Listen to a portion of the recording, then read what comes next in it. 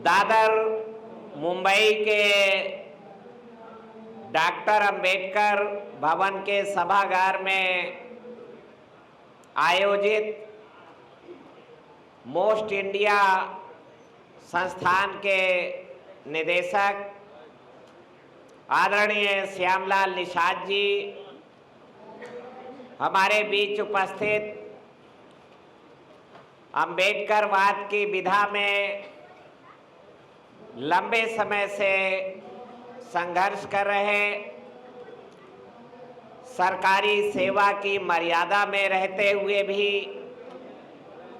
लगातार संघर्ष किए आदरणीय सुभाष चंद्र राम साहब, आदरणीय निखाड़े जी, आदरणीय शिवशंकर यादव जी और बम्बई व उत्तर भारत व दक्षिण भारत से चल के आए हुए सामाजिक बदलाव की चाहना रखने वाले सम्मानित साथियों, सम्मानित बहनें और मेरे प्यारे बंधुओं, कोई भी यात्रा बेकार नहीं जाती, मंजिल नहीं तो साथी मिल जाते हैं।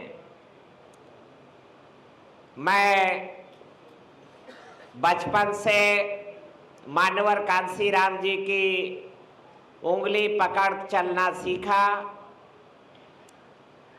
और 28 जनवरी 2015 को मुझे मेरे बनाए हुए घर से, मेरे बनाए गए आंदोलन से निकाल दिया गया। तो उसी मिशन की बात करने वाले मुझे झलक दिखी, कुछ खुशबू आई कि ये जो बामसेफ, भारत मुक्ति मोर्चा, बहुजन मुक्ति पार्टी है, ये उसी अंदाज की है। मैंने कहा कि मैं कोई नई पार्टी बनाऊं तो ये भारतीय जनता पार्टी विरोधी ताकतों को विभाजित करना होगा। शोषणकारी ताकतों के जो विरोधी ताकतें हैं, जो न्याय चाहने वाली, सामाजिक बदलाव चाहने वाली ताकत है, उसको विभाजित करने के समान होगा। इसलिए मैं उन लोगों के साथ गया, पर मुझे बहुत जल्द पता चला और इस बंबई की धरती पर मैं कहना चाहता हूं कि भारत में 1848 में जो महात्मा ज्योतिराव फुले ने इसी महाराष्ट्र की धरती से क्रांति बीज बोए थे, वो आज 177 साल के बाद क्रांति की धारा, बदलाव की धारा एक शक्ति बन गई है। पर उस शक्ति को होल्ड कराने के लिए भी संघ परिवार का बड़ा काम चल रहा है। होल्डिंग पॉइंट, ये ताकत को होल्ड करा दीजिए। तो मेरी समझ में तो यही आया कि ये बहुत सारे संघ वे होल्डिंग पॉइंट बनाए गए और वो लगातार कभी काम कर रहे हैं। पर वो बहुजन मुक्ति पार्टी की यात्रा में, भारत मुक्ति मोर्चा की यात्रा में मुझे जौनपुर के एक कार्यक्रम में भाई श्यामलाल निषाद मिले और मैं एनर्जी को पहचानती है। और मैंने उनसे प्रभावित हुआ। वहाँ बहुत जल्द, आज भी मैं बहुजन मुक्ति पार्टी का ऑल इंडिया टॉपर हूँ। 10,000 वोट वो पूरे ऑल इंडिया में कहीं नहीं पाए। रामानंद निषाद जी भी हमें वहीं मिले। इसलिए मैंने कहा कि कोई भी यात्रा बेकार नहीं जाती, मंजिल न सही तो साथी मिल जाते हैं, सहयात्री मिल जाते हैं। तो इसलिए हम लोगों में विचार विनिमय हुआ और ये मोस्ट शुरुआती दौर में नैरो माइंड बनने की तरफ जा रहा था। मैंने साथियों से कहा कि ये narrow mind, narrow based movement से तो अंततः शोषणकारी ताकतों को ही फायदा होगा। Most backward, most schedule caste, most minority आदि आदि बातों को लेकर के इलाहाबाद में हमारे एक विद्वान, बुद्धि के तेज साथी ने ऐसा प्लान बनाया। पर मुझे खुशी है कि भाई श्यामलाल निषाद जी के अगुवाई में मोस्ट इंडिया बनने की तरफ, मोस्ट इंडिया सम्मेलन बनने की तरफ कदम बढ़ाया है।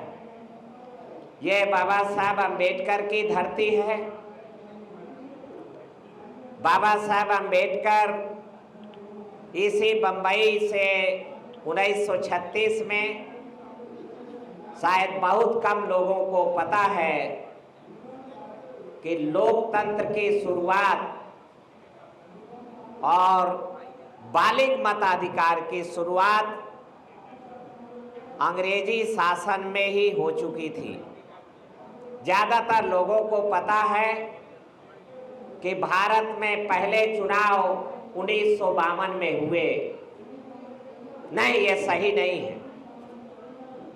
1936 में, जब 1935 में सेकेंड इंडिया एक्ट बनने के बाद, द्वितीय भारत अधिनियम बनने के बाद, बाबा साहब अम्बेडकर ने जो 1930 में प्रथम गोलमेज सभा लंदन में लोकतंत्र का प्रस्ताव रखा, अंग्रेजों की आंखों में आंखें डालकर, अंग्रेजों को धिक्कारते और ललकारते हुए कहकर लोकतंत्र का प्रस्ताव रखा, तो कांग्रेस पार्टी तो उसमें नहीं गई थी, पर कांग्रेस पार्टी इंडिया में थी। उन्होंने बाबा साहब अम्बेडकर के लोकतंत्र के प्रस्ताव का भारी विरोध किया, पर उनके विरोध से कुछ बना नहीं। लोकतंत्र को स्वीकार किया गया और कम्युनल अवार्ड, सेपरेट इलेक्टोरल होते होते सेकेंड इंडिया एक्ट 1935 में हमारे सामने आया और ये तय हो गया कि भारत में चुनाव होंगे। तो 1936 में बाबा साहब अम्बेडकर ने तुरंत फुरत इंडिपेंडेंट लेबर पार्टी बनाई। इंडिपेंडेंट लेबर पार्टी के द्वारा बाबा साहब अम्बेडकर ने शायद 17 लोग खड़े किए बम्बई असेंबली के लिए, और 17 में से 13 लोग जीत गए। बाबा साहब अम्बेडकर भी जीते। और बाबा साहब अम्बेडकर, मैं भी राम साहब से, निखाड़े साहब से पूछ रहा था, क्योंकि मेरे जहन में है कि वो इसी मुंबई से जीते, अर्थात ये धरती बाबा साहब अम्बेडकर जैसी शख्सियत को जिताने की मादा रखती है। खास करके जब पूरे भारत के लोग अब बम्बई में आ चुके हैं, तो बम्बई ज़्यादा ऊर्जावान, ज़्यादा परिवर्तन को चाहने वाली धरती के रूप में जानी जा रही है।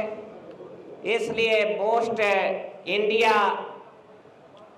के इस कार्यक्रम का भाई श्यामलाल निषाद, जीशान अहमद, रामू जागर यादव, रामानंद निषाद की टीम का मैं स्वागत करता हूं, धन्यवाद देता हूं, आभार व्यक्त करता हूं कि आप लोगों ने एक ऐतिहासिक काम उत्तर भारत से चलकर एक क्रांति की धरती में बाबा साहब अम्बेडकर बम्बई असेंबली के लिए चुने गए और वो जहाँ तक मुझे जानकारी है उस सरकार में वो श्रम मंत्रालय के काम के प्रधान, जो भी उस समय मंत्री कहा जाता था या जो भी कहा गया, वो उस जिम्मेदारी को भी निर्वहन किया।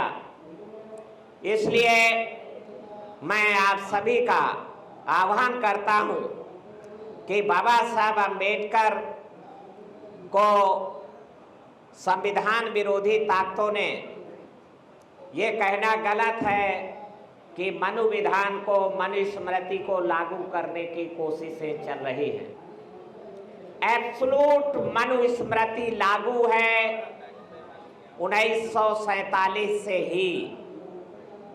सुबचन राम साहब ने पुष्टि किया कि संविधान का अनुच्छेद 38 और संविधान का अनुच्छेद 13 ये प्राविधानित करते हैं स्पष्ट रूप से कि इस संविधान के लागू होने की तारीख से ठीक पहले प्रचलित सभी प्रकार के नियम, कानून, प्राविधान, परंपराएं, रीति रिवाज, रूढ़ियां शून्य घोषित की जाती हैं।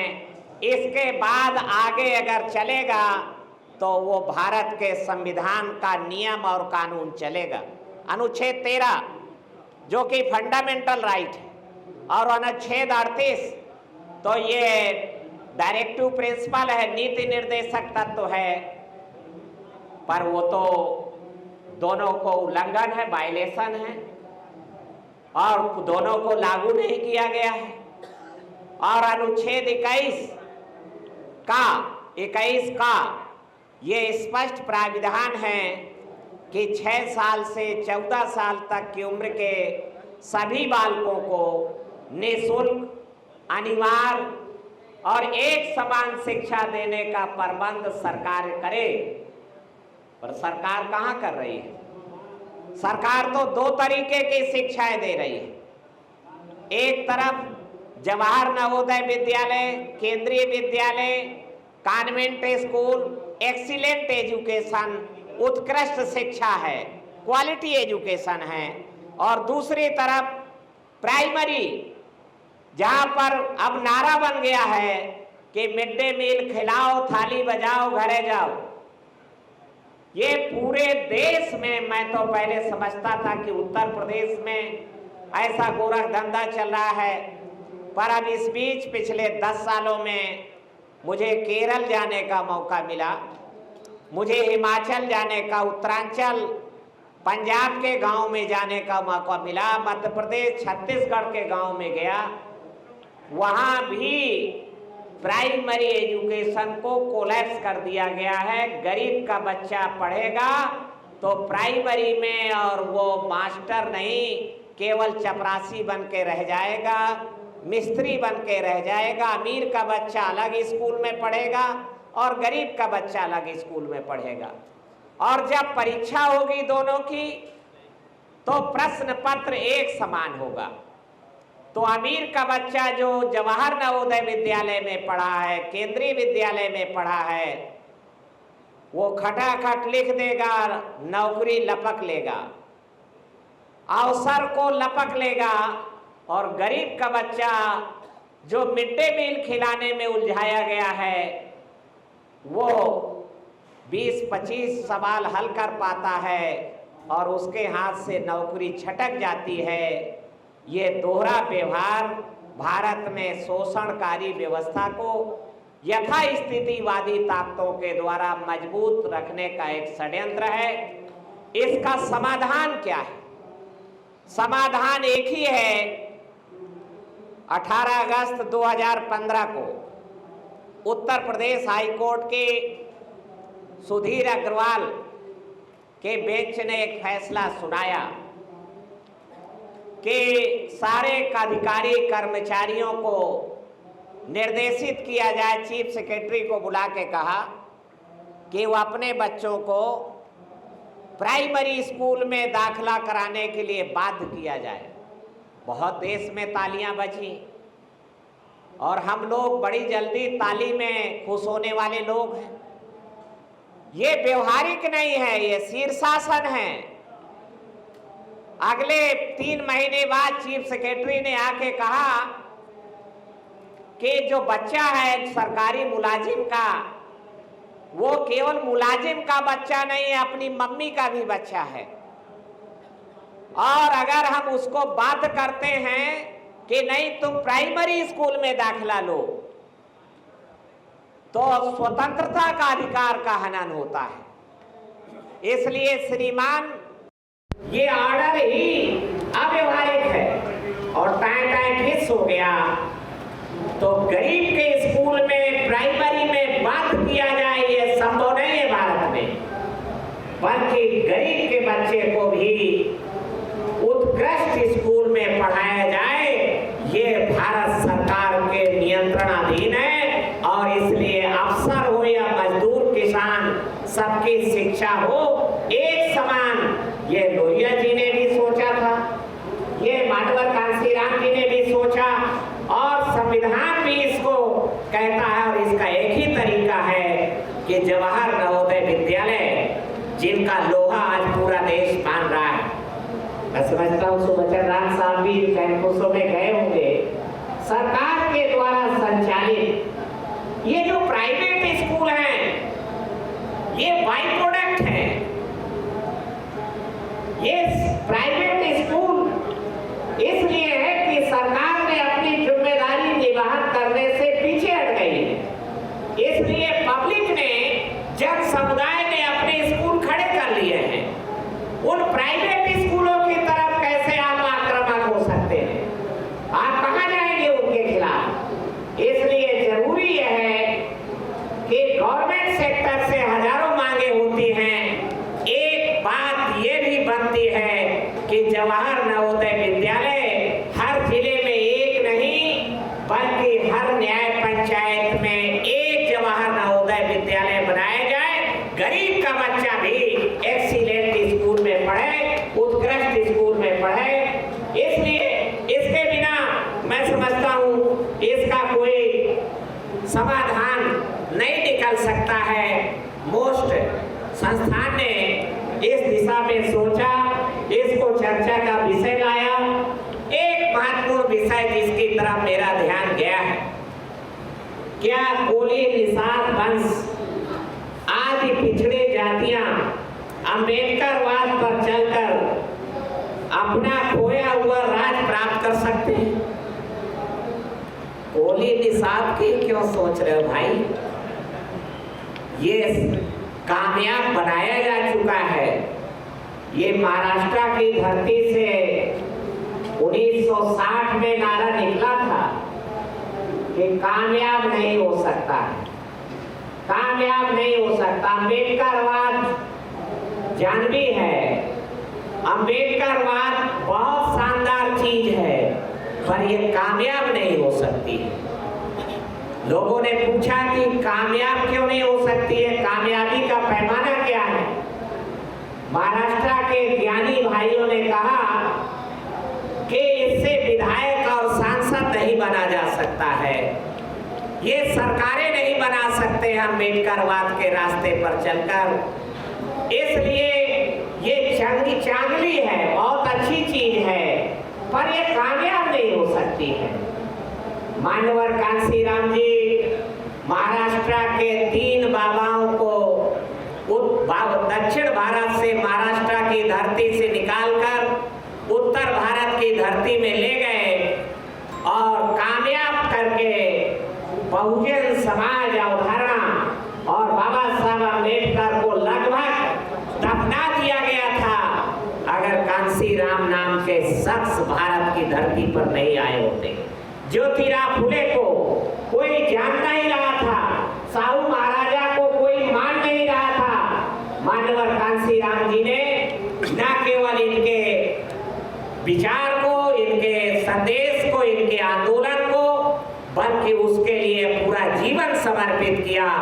हम जैसे हजारों नौजवान उसके दीवाने होकर के निकल पड़े तो निषाद समाज का हित भी अंबेडकरवाद के साथ सुरक्षित है।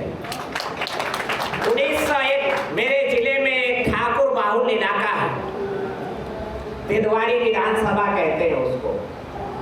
तो वहां से राजा मांडा बीपी सिंह प्रधानमंत्री रहते हुए चुनाव लड़ने गए और जब वो मुख्यमंत्री बनाए गए 1980 में, तो तब भी वो तिदवारी विधानसभा से चूंकि बिना विधायक बने वो मुख्यमंत्री बन गए। तो बिना विधायक बने मुख्यमंत्री बन गए तो ये हुआ कि भाई विधायक जब बनना मुख्यमंत्री को जरूरी है। तो ये राजा साहब लॉबी ने सोचा कि सबसे सुरक्षित सीट क्या है जहां से मुख्यमंत्री, ठाकुर मुख्यमंत्री चुनाव जीत सकता है। तो कहा कि ये तिदवारी सीट ऐसी है तो जहां से निषादों का बड़ा बाहुल है और निषाद राम की नाव पार लगाए थे। तो सीताराम निषाद तो रायबरेली से, सुल्तानपुर से चलकर वो नाव में बैठा करके, चूंकि बीच में जमुना नदी पड़ती है और जमुना में पुल नहीं था, तो बीपी सिंह को वो नाव में बैठा करके और ये संदेश दिया कि हमने नाव राम की पार लगाई थी, अब राजा मांडा की भी हम नाव पार लगाएंगे। उस इलाके से के बारे में 1991 में मैंने कांशीराम साहब से कहा कि साहब निषादों की आबादी तो बहुत ज्यादा है पर इनमें कोई लीडर नहीं है। कांशीराम जी ने डपट भरी मार मुझे लगाई और कहा कि इनमें नेता पैदा करना दद्दू प्रसाद चमार की जिम्मेदारी है। अगर इनमें नेता, लीडरशिप नहीं तैयार हो रही है तो दद्दू प्रसाद चमार नालायक आदमी है। हमने अपने गुरु की डांट को स्वीकार किया और दसियों चक्कर काटे विशंबर निषाद के। उनसे कहा कि आप लड़ जाओ। कहा नहीं, मेरे पास पैसा नहीं है, मैं चुनाव नहीं लड़ सकता हूं। अभी 1 साल का वकील हूं, मैं कचहरी में बैठना चालू किया है। तो मैंने जुक्ति भिड़ाई की। मैं कहा मैं एक तो चमार, दूसरा उम्र में छोटा, 5 साल छोटा उनसे, तो ये चमार का केवट कैसी बात मान लेगा। तो मैंने थोड़ा जुगाड़ फिट किया। तो मैंने काछी, मेरा जिला अध्यक्ष था, तो काछी भाई से कहा कि आप जरा समझाइए, आप उम्र में भी बड़े हैं इनसे और जात बिरादरी में भी थोड़ा बड़े हैं और मैं चमार आदमी, मेरी ये सुन नहीं रहा है और वो भी उम्र में छोटा हूं। तो खैर वो काछी भाई श्री बाबूलाल कुशवाहा ने उनको कहा कि दद्दू प्रसाद जो कह रहा है ठीक कह रहा है, चुनाव लड़ जाओ, रुपया पैसा नहीं लगेगा। दद्दू प्रसाद के साथ निर्धनों की फौज है, पदयात्रा करने वाले, साइकिल यात्रा करने वाले, वॉक राइडिंग करने वाले, माउथ मीडिया पर क्रांति फैलाने वाले, जागृत जत्था चलाने वाले और डब्बा ड्रम साथ में लेकर वोट के साथ नोट मांगो अभियान चलाने वाले, नैतिक बल से परिपूर्ण, चरित्र बल से मजबूत, परिश्रम बल से मजबूत लोगों की फौज है दद्दू प्रसाद के साथ। आप लड़ो चुनाव। और श्री विशंबर निषाद राजा बीपी सिंह के शेरों के मुकाबले लड़े और पहले अटेम्प्ट में ही, पहले ही प्रयास में राजा को चारों खाने चित्त कर दिया। केवट का बेटा विधायक बना। मानवर कांशीराम जी ने राज तिलक किया। राज तिलक किया। तो मैं कहना चाहता हूं कि अम्बेडकरवाद के रास्ते पर केवट का हित सुरक्षित है, अहीर का हित भी सुरक्षित है। अम्बेडकरवाद के रास्ते पर चलकर अहीरों का हित सुरक्षित है। अम्बेडकरवाद के रास्ते पर चलकर महारों का भी हित सुरक्षित है। अम्बेडकरवाद के रास्ते पर जाटों का, गुजरों का हित सुरक्षित है। दक्षिण भारत के रेड्डी, कप्पू और गोंडा, गौड़ का भी हित है, गौड़ा का हित इसमें सुरक्षित है। अम्बेडकरवाद भारत को नई दिशा देने का वैज्ञानिकवाद अम्बेडकरवाद है। इसमें कोई संशय नहीं होना चाहिए, कोई संदेश नहीं होना चाहिए। निषाद समाज का हित भी अम्बेडकरवाद के साथ, बहुजन समाज के साथ सुरक्षित है। पर चमार एकता बना करके ये कामयाब नहीं हो सकता है। निषाद मल्ला एकता बना करके ये कामयाब नहीं हो सकता है। ये यादव एकता बना करके ये कामयाब नहीं हो सकता है। ये महासम्मेलन बना करके महार एकता और उत्तर भारत में महार जाए तो कहें कि चमार नहीं कामयाब होने देंगे हम, तो फिर ये कामयाब नहीं हो सकता। तब तो ब्राह्मणवाद ही कामयाब, तब तो मनुवाद ही कामयाब होगा, तब तो मनुस्मृति ही लागू रहेगी। इसलिए ईवीएम से मुझे खतरा नजर नहीं आता। मैं मुंबई में खड़े होकर के कह रहा हूं, 2014 का चुनाव नरेंद्र मोदी ईवीएम का दुरुपयोग करके नहीं जीता है, पीडीए को दुरुपयोग करके जीता है। पिछड़ा, दलित, आदिवासी, अल्पसंख्यक और उसने हमारे वीर सूरमाओं को गोद में मिलाया। उनसे कहा कि आप ये जो पिछड़ा, दलित, आदिवासी है इसको अपनी पार्टी से निकालो, इनको धक्के मारो। कांशीराम ने जो कहा था कि जिसकी जितनी संख्या भारी उसकी उतनी हिस्सेदारी, ये संविधान सम्मत नारा है। ये रिप्रेजेंटेटिव डेमोक्रेसी का सरल रूपांतरण है।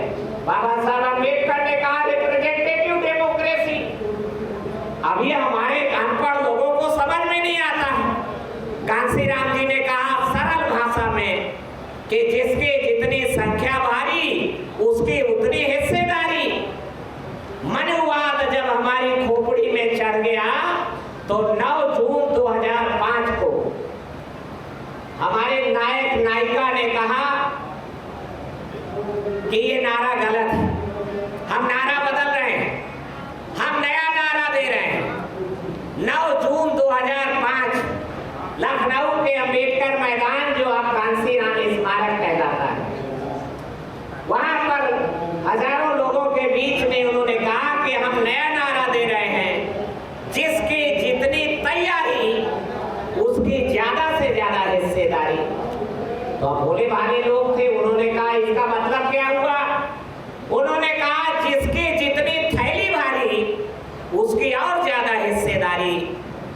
और निषाद पिट गया, कुशवाहा पिट गया, गडरिया पिट गया, मल्लाह पिट गया, राजभर कट गए, लोनिया चौहान कट गया और लिहाजा सिर्फ अकेले एक समुदाय बचा। तो नरेंद्र मोदी नहीं आएगा, फिर कौन आएगा? इसलिए ईवीएम, फिर मैं बैलेट पेपर से भी जीता। अब एक सज्जन भाषण करके चले गए, मैं बैलेट पेपर से भी जीता हूं और मैं ईवीएम से भी जीता हूं। तो मानवर का मैं बैलेट पेपर से लड़ा रहा था। मेरी माइनर एज थी। 1987 में मैं 20 साल का था, तो मैं लड़ा रहा था, तो बूथ कैचरिंग हुई। तो हमने कहा कि कांशीराम जी से कि आप बूथ कैचरिंग, ये तो हमारी ठुकाई करके हमारे वोट छीन लेते हैं और ठपा ठप 1 घंटे में 500 वोट। शिवशंकर यादव जी से कहूंगा गौर करें, 1 घंटे में 500 वोट ठपा ठप और पड़ गए डब्बे में। तो कांशीराम जी ने कहा कि बूथ कैचरिंग वोट की लुटाई, जो लोग अपने बहन बेटियों की इज्जत की लुटाई को रोकना चाहते हैं, जो लोग जान माल की लुटाई को रोकना चाहते हैं, जो लोग अपने घर परिवार के हक अधिकार की लुटाई रोकना चाहते हैं, उन्हें जान की बाजी लगाकर वोट की लुटाई को रोकना होगा। क्योंकि जालिम कमजोर है, डरपोक है, पिद्दी है, पर हमारा वोट लूट करके ताकतवर बनता है, शासक बनता है, विधायक सांसद बनता है और फिर दुगनी ताकत से सांसद बन के सरकार बना करके हमारी बहन बेटियों की इज्जत लुटवाता है, जान माल को लूटता है, गुंडा का इस्तेमाल करता है। तो हमें वोट की लूट रोकना होगा। जो लोग 10 लाख की फौज में रंगरूप दे दिए हैं, वोट की लुटाई को रोकने के लिए वो नौजवान नहीं दे सकते, और नुस्खा काम कर गया। बूथ कैचरिंग को रोकने के लिए हमने पीपुल्स वॉल खड़ी किया, मैनपुरी में भी जाकर के हमने वो प्रयोग किया और सक्सेस हुए, कामयाब हुए। सैकड़ों गरीब के झोपड़ी के लोग जीत करके लखनऊ के विधानसभा, दिल्ली के पार्लियामेंट में पहुंचे। इसलिए ईवीएम हमने बैलेट पेपर के दुरुपयोग को रोकने में काबिलियत हासिल की। ईवीएम को दुरुपयोग को रोकने का सिर्फ मांगनी करते रहे। इलाज क्या है? सुबचन राम जी के ऊपर छोड़ता हूं कि शासक और शोषक क्यों नहीं ईवीएम का दुरुपयोग करना चाहेगा। भाई कांशीराम जी ने तो बैलेट पेपर का, बूथ कैचरिंग का दुरुपयोग रोकने के लिए पीपुल्स वॉल खड़ी कर दिया। हर बूथ के सामने 250 से 500 कार्यकर्ता कि वोट डाल के घर नहीं जाना है, बहन बेटी हमारी अंदर रखी है, उसकी रक्षा के लिए खड़े रहना है। और जब बहन बेटी निकल करके डब्बे में भर के गाड़ी में काउंटिंग स्थल पे जाए, तब भी उसके पीछा करना है कि हमारी बहन बेटी जा रही है। तो बूथ कैचरिंग को रोकने में उत्तर भारत के लोगों ने कामयाबी हासिल। ईवीएम उपाय क्या है आपके पास? आप ऐसा करके मतदाता को मतदान से विरत करने का प्रयास कर रहे हैं। मुझे गांव में लोगों ने कहा है कि बाबू वोट आप का देंगे, पर मशीन रखा लो, मशीन गड़बड़ है। वो हमारे बहन जी कहा है पार्लियामेंट में, हम देखा है कि साइकिल की बटन दबाते हैं, सट दे पहुंच जाता है कमल के फूल में। हाथी की बटन दबाते हैं, सट दे पहुंच जाता है कमल के फूल में। और हमें कमल के फूल से नफरत है। तो अब उपाय क्या है? हाथी की दबाएंगे बटन तो कमल के फूल में पहुंच जाता है। मोदी ने जादू फिट कर दिया। तो इसका एक ही उपाय है कि ना हम साइकिल की बटन दबाएंगे, ना हम हाथी की बटन दबाएंगे, हम वोटें डालने नहीं जाएंगे। और 65% मतदान से नीचे गिरकर 50% पे मतदान प्रतिशत आ गया। इसलिए इस बारे में विचार करना होगा बुद्धिजीवी लोगों को कि आपके पास सब्स्टिट्यूट क्या है।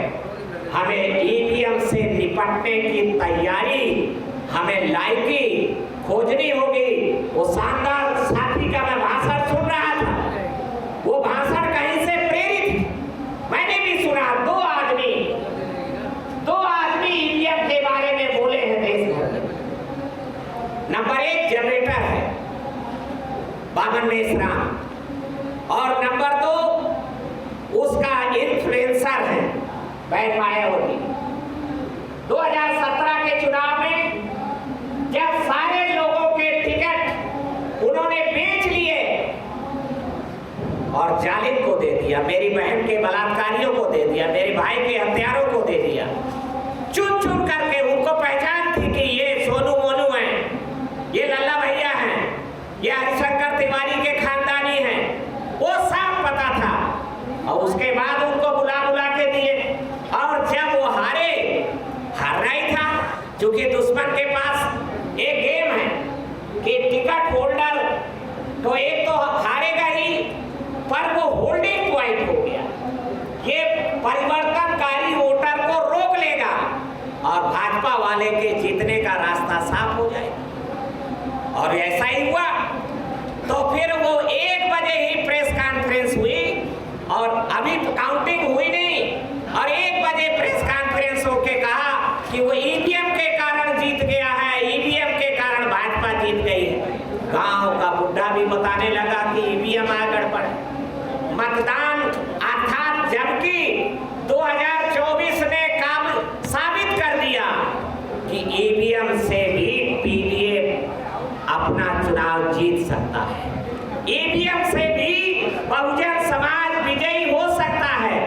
आप 80 में 43 सीटें जीते हैं उत्तर प्रदेश में, और ये बाई चांस नहीं जीते हैं। कुछ लोग कहेंगे ये बाई चांस जीत गए हैं। मैं आपसे कहना चाहता हूं कि आपको लड़ाई के मैदान से भागना नहीं है, लड़ाई का मुकाबला करने की लायकी पैदा करनी है, हमें काबिलियत पैदा करनी है कि हम लड़ाई को कैसे जीत सकते हैं और बहुजन समाज बना करके।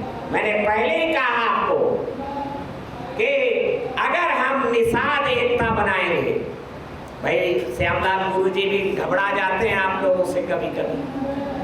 वो सोचते हैं कि अगर मैं बहुजन समाज की बात करूंगा तो कहीं केवट भाई ना नाराज हो जाए। हमारे अखिलेश भैया भी घबरा जाते हैं कि मैं बहुजन समाज की बात करूं और भारत के संविधान की बात करूं तो कहीं यादव लोग ना नाराज हो जाएं। तो इटावा में यादवों को भारी अपमान किया गया, सर उड़ा दिया गया, उठा बैठकी कराई गई, पेशाब छिड़का गया उनके ऊपर, भारी अपमान, मनु विधान को पूरी कंप्लीट लागू किया गया और कोई रिएक्शन नहीं, कोई दमदार तो था कि कहीं यादव भाई ना नाराज हो जाए। मैं शिवशंकर यादव जी से अनुरोध करूंगा और लक्ष्मण यादव जी से कहूंगा कि वो सांसद राज्यसभा बनने में ही ध्यान न केंद्रित रखें। तो हमने चूंकि आज मैं आया था तो सुभचंद्र राम साहब से मैंने आते ही कहा कि साहब बीज अगर धरती में न डाला जाए तो बीज क्या तिजोरी में बचाया जा सकता है? बीज क्या भंडार गृह में बचाया जा सकता है?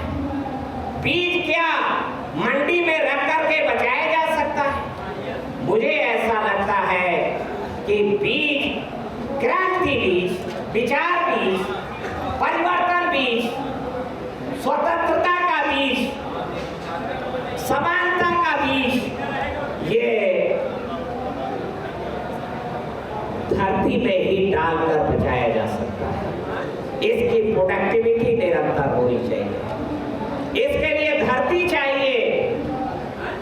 कोई भी बीज भारत में खेती में डाल करके ही उसको निरंतरता के साथ बचाया जा सकता है, किसी भंडार गृह में बीज को बचाया नहीं जा सकता है। और उत्तर भारत में आज समाजवादी पार्टी और अखिलेश यादव ही वो गर्भगृह है जहां पर अंबेडकरवाद का क्रांति बीज पनप सकता है, कामयाब हो सकता है। पर इसके लिए श्री अखिलेश यादव को संबल देना होगा। और मुझे खुशी है कि 5 साल के कोशिश में आपके महापुरुषों को वहां एडॉप्शन हुआ, स्वीकार किया गया है। पर आप केवल महापुरुषों की तस्वीर एडॉप्ट करने से बात नहीं बनेगी, बल्कि महापुरुषों की तस्वीर को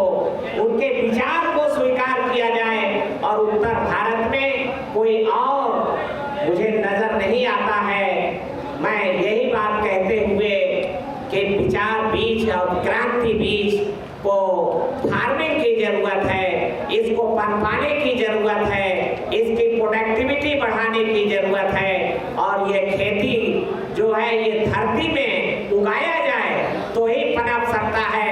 विचार को किताबों में रख लिया जाए, किताब में आ जाए और किताबें लिख दी जाएं, मुझे नहीं लगता कि चारवाक का क्रांति बीज बचाया जा सकता है। आज श्यामलाल निषाद जी के खिलाफ जो एक्शन हुआ है वो चारवाक की धारा को अपनाने के कारण हुआ है। इसलिए चारवाक की धारा को मजबूत बनाने के लिए दद्दू प्रसाद की जो भी ताकत है भाई श्यामलाल निषाद के साथ खड़ी है। हम लोग आपके साथ रहेंगे। मोस्ट कल्याण और मोस्ट इंडिया संस्थान को झुकने नहीं दिया जाएगा, इसको पस्त नहीं होने दिया जाएगा।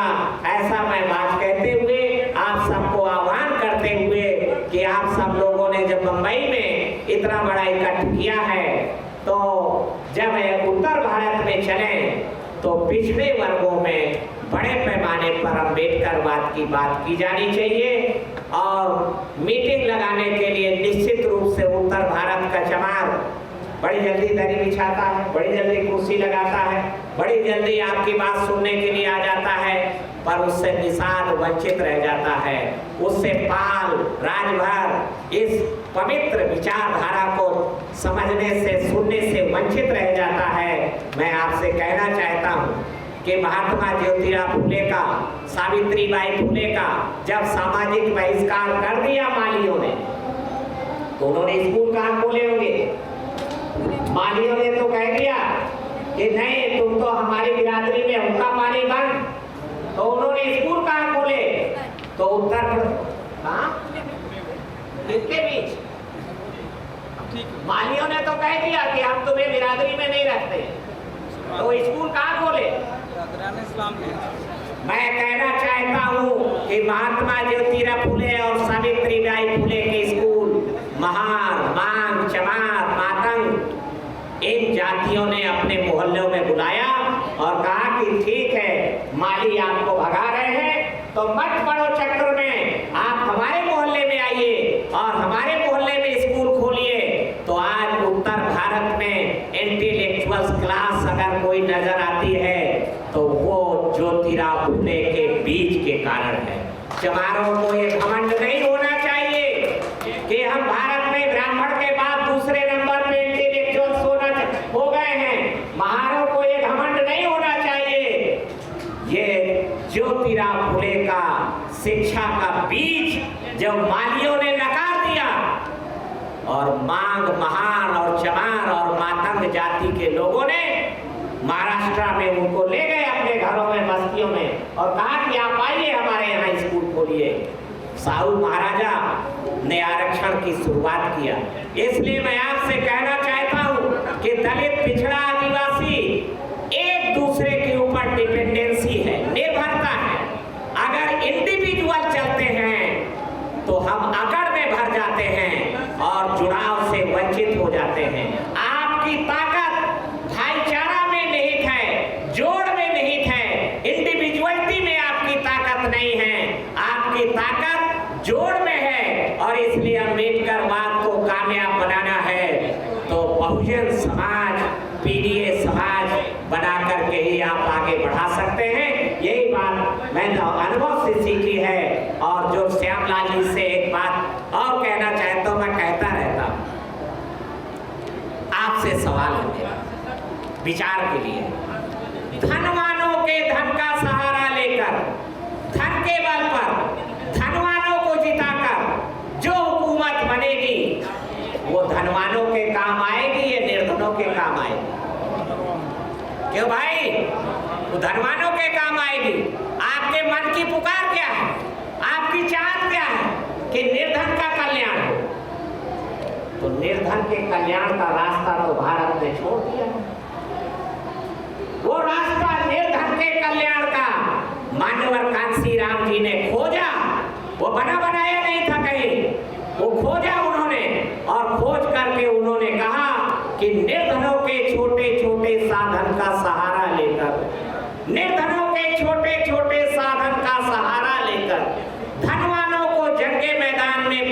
करके जो हुकूमत बनेगी वो अनिवार्य रूप से निर्धनों के काम आएगी, वो धनवानों के काम नहीं आएगी। लोगों ने कहा इससे जीत नहीं सकते, तो भाई जीत गए। सबसे पहले तो वो निषाद ही जीता, निर्धनों के ताकत के बल पर। राजभर जीता, नोनिया चौहान जीता।